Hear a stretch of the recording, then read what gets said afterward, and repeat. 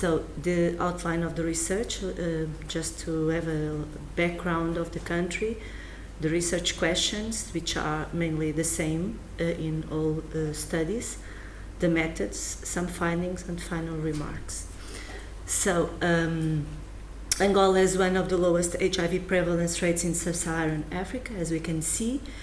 TB is a major public health problem in Angola, but malaria is the leading cause of morbidity and mortality in the country, accounting for 60% of under 5 hospital admissions and 35% of under 5 deaths.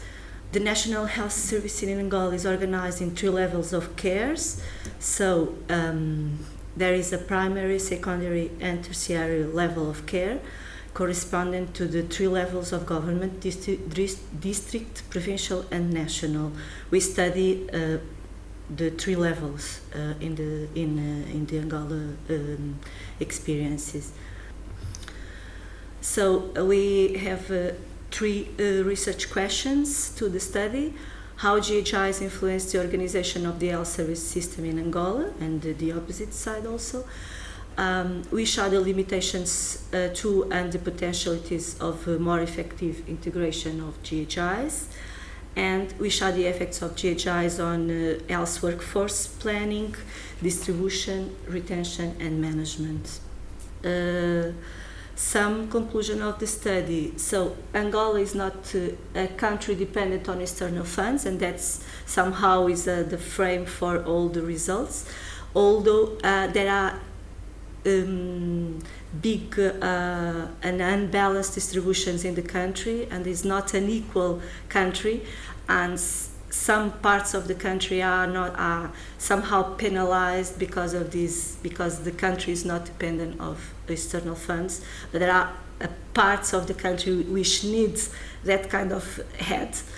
The arrival of GHIs was an opportunity to strengthen government capacity to lead the process of policy definition and to undertake strategic planning in health sector. And this is really big positive impact of GHIs in the country, in the policy development, health policy development. There are difficulties in terms of alignment and integration of aids that is still remain in the country.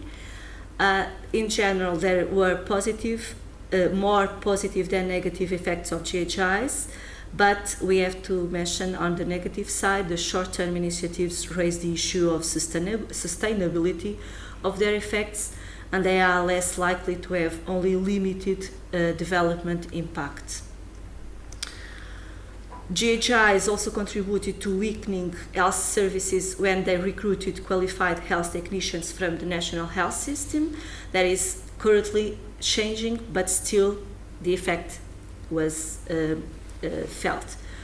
There are a parallel information system because that was a way of GHIs deal with the weakness of health information system of the country, which remains somehow. And it contributed to the workload of health professionals who had to collect different kind of indicators and data to fulfill that requirements. And GSIs did not opt for strengthening the national information system, which helped somehow to strengthen the national information system, which was not the case. At least GHIs could simplify reporting procedures of GHIs, and at the same time contribute to building information collection and analysis and monitoring capacity. The efforts towards the harmonization between different global initiatives and government activities must continue with a shared objective of ensuring the sustainability of the various interventions which they support. So that is the remaining work to do. Thank you.